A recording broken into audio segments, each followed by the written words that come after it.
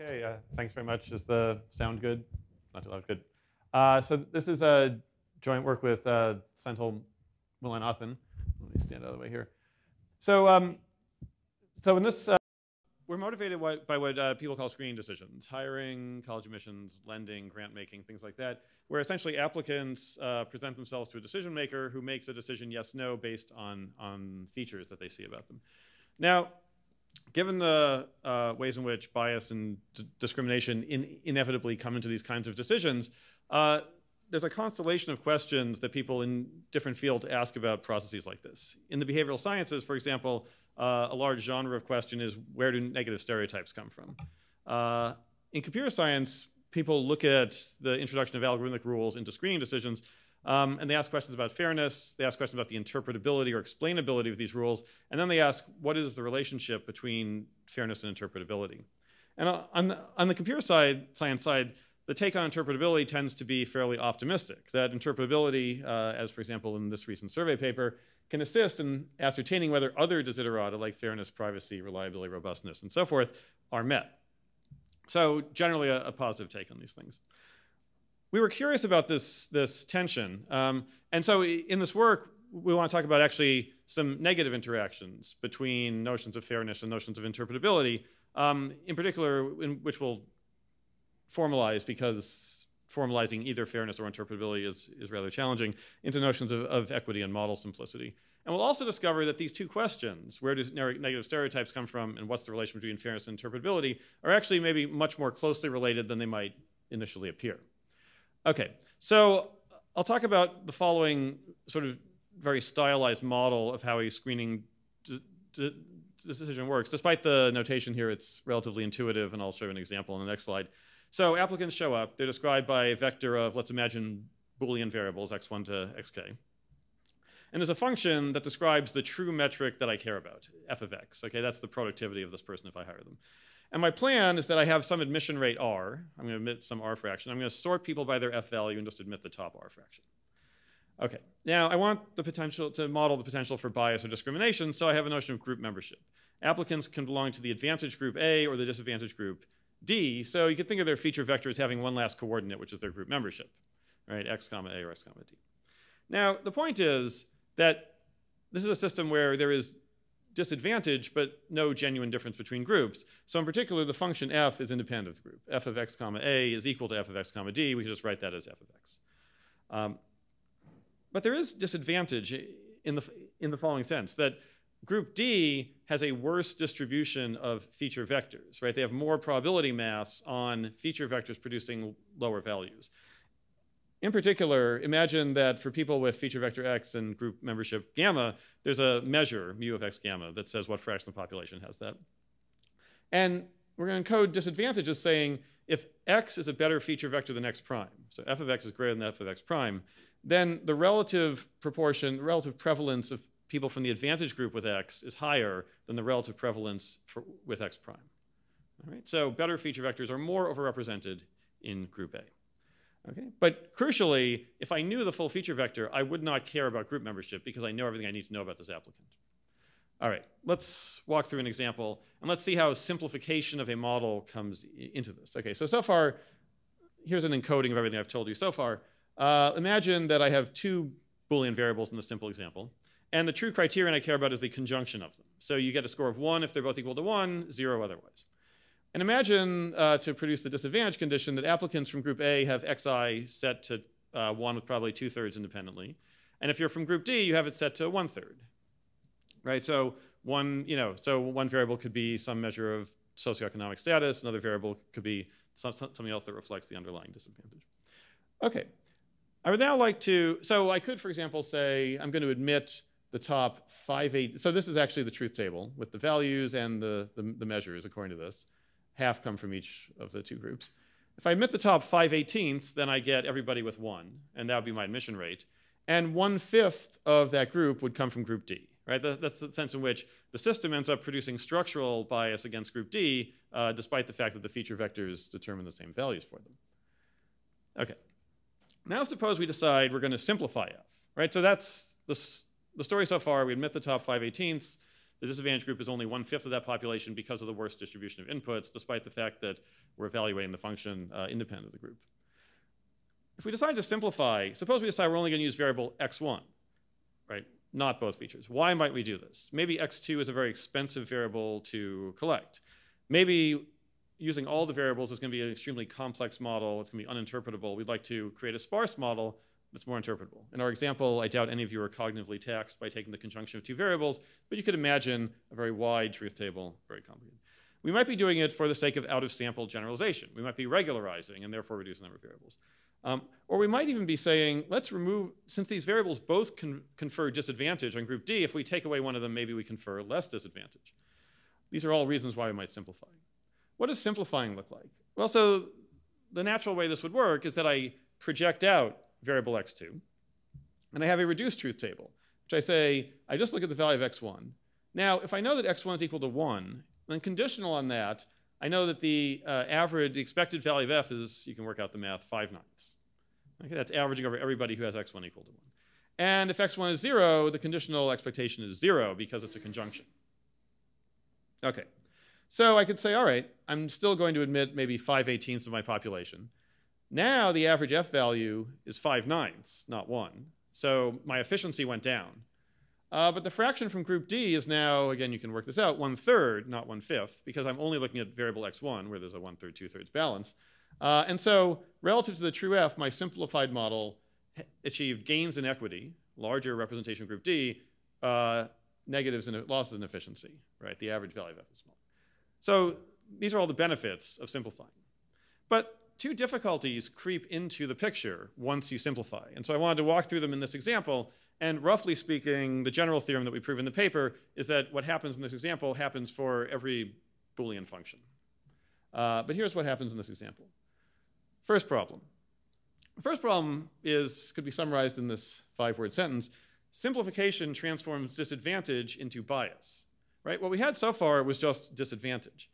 But in particular, if I were to ask you with the original truth table, here's the x vector, would you like to know the group membership? You would say, no, I do not care about the group membership because I know everything I need to evaluate f. Once I drop x2, if I ask you that same question, would you like to know the group membership? The answer is now yes. I would like to know the group membership. It will help me make better decisions. Because now that I don't know x2, the group membership, which is correlated with x2, is giving me some extra conditional information. Right? So it actually creates an incentive that wasn't there before to use group membership in a way that hurts group D. So what happens in this example is something which actually is a well-known phenomenon in the social sciences. It's argued to be a very basic mechanism for stereotype formation in everyday life. When I'm in an information-limited situation, I fall back on things I'm able to observe and use them in a statistical sense as proxies. Right? And this is often why we are warned correctly that biases creep into the system often in situations with low information where there are many, many things I have to process very quickly, and so where I fall back on this kind of decision-making, right? And these are not wrong heuristics. In a sense, there's a kind of micro-foundation for why people might do this and actually improve their efficiency. We actually even see concrete and rather troubling analogs of this in live applications that work at large scales. So for example, some of you may be familiar with the story told by Amanda Egan and Sonia Starr about so-called ban-the-box policies. So on employment applications, there traditionally has been this box that you check whether you have ever been convicted of a crime. Do you have a criminal record? There was then a movement, again, I'm summarizing in very compressed form, there was a movement that argued this is making it very difficult, indeed, for people with criminal records to reintegrate themselves into the workforce. We should ban the box. You should not be allowed to ask this question. And so various jurisdictions implemented this policy. And so there was a date on which those policies went into effect. Those got removed from job applications. Now, a number of enterprising empirical social scientists, including Egan and Starr, were sort of watching for that date and did a sequence of resume audit studies, both before and after this was introduced. Right? Resume audit studies are a form of experiment actually pioneered by my co-author Sendhil with Marianne Bertrand. It's been replicated hundreds of times in the literature, where you send out resumes that are identical except you change the names at the top to suggest membership in different racial or ethnic groups. And you see that there's a difference in the callback rates you get for identical resumes with different names at the top. right? This rather troubling empirical finding that's remarkably robust can be tried in many contexts. So you try this resume audit study before Beyond the Box is introduced and after. And what they found was that the race gap actually went up, right? In other words, when people did not have access to this information, unfortunately, they were now starting to potentially unconsciously use proxies even more strongly. And this is one of the dangers that we're seeing here. And in fact, this has also been observed in a number of things other than Beyond the Box. Okay, that's one problem. We've transformed disadvantage into bias, basic mechanism of stereotype formation. There's a second thing which was sort of more surprising to us, right? This is essentially what the sort of qualitative literature on stereotypes suggests should happen. A second thing that came as a little more of a surprise is simplifying isn't even Pareto optimal if what you care about is equity and efficiency. In other words, let me try to claim that any simplified model can be simultaneously improved in both of the things that you care about. There's not, the trade-off that you think is there is illusory. So in particular, here's a definition. So let's say I have two F approximators, both of which are obtained by condensing feature vectors into cells and taking the average. And I'll say that H strictly improves on G in efficiency if at every emission rate, the average F value under H is at least the average F value under G, and strictly greater for at least one value of R. And we'll say it strictly improves in equity if the analogous condition holds for the fraction of members from group D whom I admit. Right? So improvement in equity means I get a larger representation of group D. Well, then let's think about the approximator that we constructed. I can actually strictly improve on this in both efficiency and equity simultaneously. What would I do? I would reach into this top cell that just says x1 equal to 1, and I would pull out a subset of it, all the applicants for whom both are equal to 1 and whose group membership is group D. Right? That group has measure 1/18th. It has a value of 1. So when I now sort and admit, I would admit this group first, then admit this group. So at every admission rate, the average F value has gone up because I'm starting by admitting some very, very high value applicants. And the equity has gone up because the representation of group D starts out extremely high and then gets averaged in with all the people that I'm subsequently admitting, right? This actually also resembles something that one sees in practice, although that hasn't really been the subject of modeling in any real sense, which is the notion of if I have limited resources, then I might simplify, I might collect less information. But then we often see, and various things like the relatively well-known Supreme Court case, United Steelworkers versus Weber, create case law around, I might then see a program aimed at members of an underrepresented group where I say I'm going to invest more information on collecting credentials for this group, selecting the highest achieving members of that, admitting them first, right? And there was essentially a three-pronged test proposed here that this is a legally sanctioned way of trying to correct misrepresentations or lack of representation in these groups, right? And this is arguing that's essentially a Pareto improvement. I'm simultaneously improving the efficiency and the equity. So whatever your preferences were, the simplification was not the optimal way of combining them. Okay, so to summarize this example, right, in the space of all Boolean approximations to this original Boolean function, there's some kind of a landscape that's being traversed here. One kind of move is simplification, in which I collapse out a variable. But then from there, I can move in various directions, right? There's this sort of dangerous move toward incentivized bias in which I put the group membership back in, thereby improving efficiency, decreasing equity.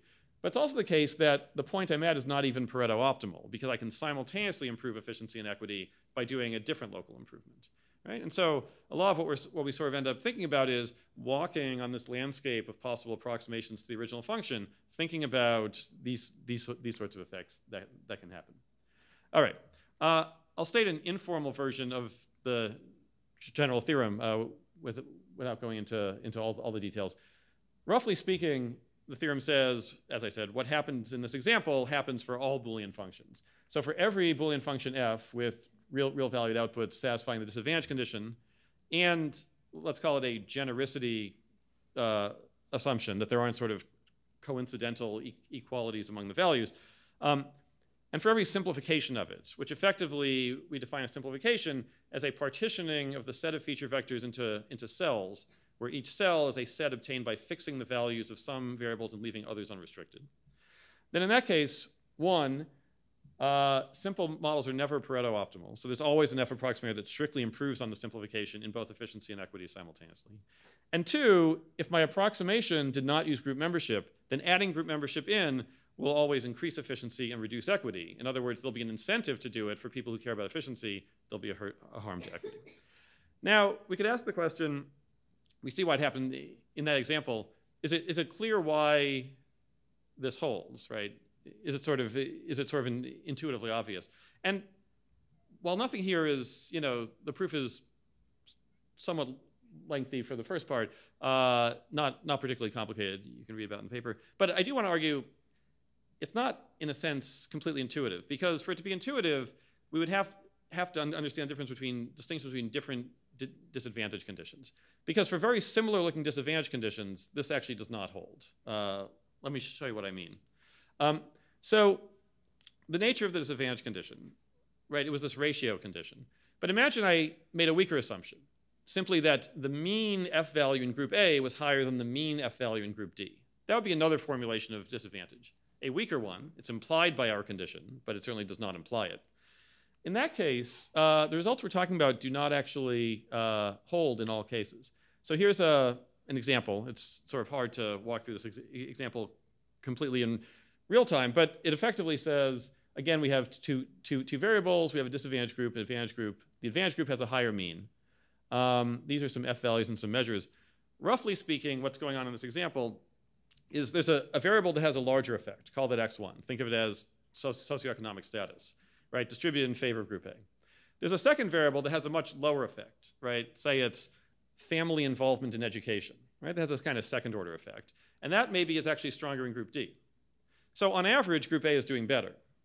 However, for any value of x1, for any value of the socioeconomic status, if I know that, now actually group D has an advantage, right? Because of x2. So in fact, there is a simplification here where it's not Pareto improvable. It's actually maximal in the sense of achieving equity at that efficiency value, because I know what I need to know to sort of take the statistical proxy, measure the statistical proxy for group A, and now group D is working to its advantage. And second, if I were to drop group membership, I only had x1, I'd have an incentive to know group membership, but it's to help group D, despite them having a lower mean, right? Right, so this is a little surprising. This is Simpson's paradox, right? Simpson's paradox says you can have a case where one variable has a higher mean, but conditional on any realization of this piece of it, the other variable has a higher mean. And this is sort of a story that kind of makes it intuitive that Simpson's paradox is sort of what you should actually expect to see. And so the technical underpinning of our main theorem can really be viewed as saying for the disadvantage condition that we have, there's sort of an anti-Simpson result. That Simpson's paradox actually can't happen with that disadvantage condition.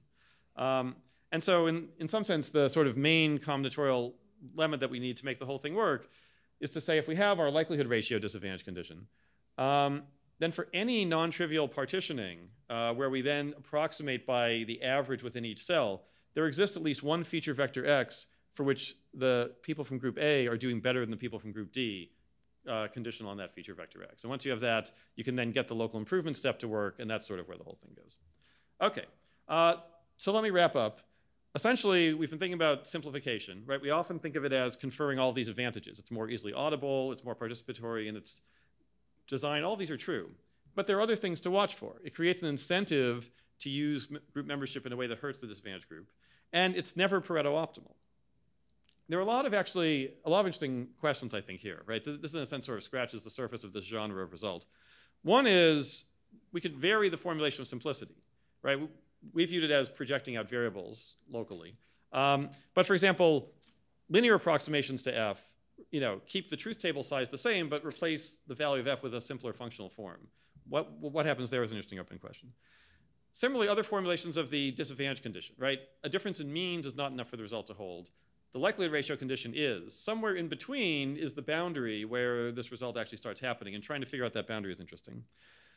Finally, as I said, there's this interesting view of this as the energy landscape, essentially, of approximations to this Boolean function that we're walking on, doing local improvement steps, and trying to understand that surface, I think is mathematically interesting. And again, this hints at some rich structure there, I think. And finally, all of this connects in interesting ways to both the empirical analysis of stereotype formation and potential interventions that might be helpful as we try to think about the effect of the models that we build, their explainability, and their effects on equity. Thanks very much.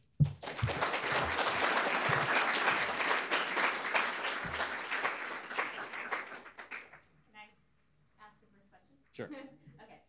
So a question I had to do with how much of this has to do with the fact that information can really have super additive usefulness, right? So like if I have one feature, it might not be particularly useful to me until I have another feature, and then it can be like incredibly useful in prediction. And I didn't have time to decide whether that had anything to do with this or not, but it seems as though it could. Yeah, it's an interesting question. So, I mean, since this holds for all real value Boolean functions, we have ones where like the second piece of information creates a big jump. We also have ones where there's a diminishing return for each piece of information. The size of the effect, of course, is going to depend on that. But the fact that these are always Pareto suboptimals is going to hold regardless. Yeah. Time for one more question? Otherwise, we'll... All right. Let's think.